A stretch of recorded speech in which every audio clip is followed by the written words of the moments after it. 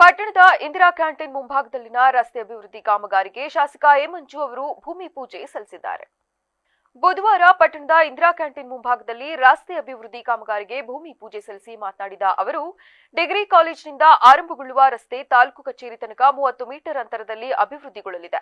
ಇದರೊಂದಿಗೆ 2 ಮೀಟರ್ ಸಾರ್ವಜನಿಕ ಫುಟ್ಪಾತ್, 2 ಕಡೆಯೂ ಚರಂಡಿ ನಿರ್ಮಾಣಗೊಳ್ಳಲಿದೆ. ಪ್ರಮುಖವಾಗಿ ಬಸವೇಶ್ವರ ವೃತ್ತ, ಆನಕ್ರೂ ವೃತ್ತ, ದೊಡ್ಡಮ್ಮ ವೃತ್ತ ಮತ್ತು ನಂಜೇಗೌಡ ವೃತ್ತಗಳ ಬಳಿ ವಿಶೇಷವಾಗಿ ರಸ್ತೆ ಅಭಿವೃದ್ಧಿಗೊಳ್ಳಲಿದೆ.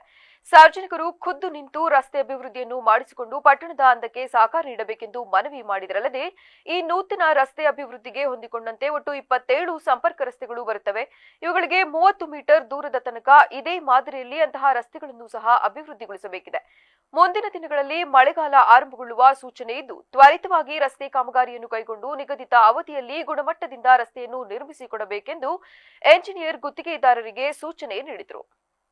ಅಂಡರ್ ರೋಡ್ ನಲ್ಲಿ ನಿಮಗೆ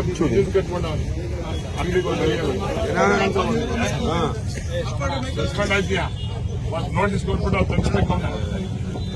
ಹೇಳ್ಬೇಕು ನಿಮ್ಗೆ ಗೊತ್ತೇನ್ರಿ ಲೈನಲ್ಲಿ ನೋಡಿದ್ರೆ ನೀವು ನಾವು ಕೆಟ್ಟದಾಗ್ಬೇಕು. ನೀವು ದುಡ್ಡು ಇಸ್ಕೊಂಡು ಒಳ್ಳೆದಾಗ್ಬಿಡೋದ ಒಳಗಡೆಯಿಂದ ನಿಮ್ಗೆ ಅಂಗಡಿ ಮಾಡೋರಯ್ಯ ಫಸ್ಟ್ ಅದನ್ನ ಎಲ್ಲಿ ಮಾಡ್ತೀವಿ ಮಾಡಿ ವಿತಿನ್ ವೀಕ್ ಇದನ್ನು ನೀವು ಅದು ಕ್ರಮ ತಗೊಳ್ಳೋದಿಟ್ರೆ ಈ ಸಂದರ್ಭದಲ್ಲಿ ಮುಖಂಡರಾದ ನರಸಿಗೌಡ, ಕೃಷ್ಣೇಗೌಡ, ಮಂಜು ಶೆಟ್ಟಿಗೌಡ ಸೇರಿದಂತೆ ಮತ್ತಿತರರು ಹಾಜರಿದ್ದರು.